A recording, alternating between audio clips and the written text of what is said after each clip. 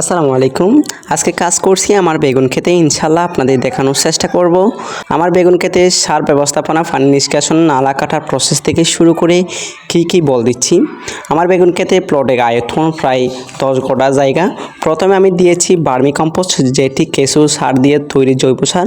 এরপরে দিয়েছি রাসায়নিক সার, ইউরিয়া, টিএসপি নির্দিষ্ট মাত্রা অনুযায়ী।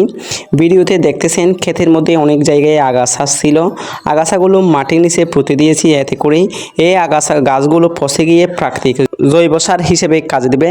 যেহেতু এখন বর্ষা মৌসুম শুরু হয়েছে, আমি গাছের সারিগুলোর মাঝে যে নালাটা কাটতেছি সেটি এমনভাবে কাটতেছি যাতে নালার মাধ্যমে অতিরিক্ত পানি বের হয়ে যায়, ফলে গাছের গোড়া পানি জমে পচে যাবে না। এতে করে গাছ সুস্থ থাকবে এবং ফলন ভালো হবে ইনশাল্লাহ।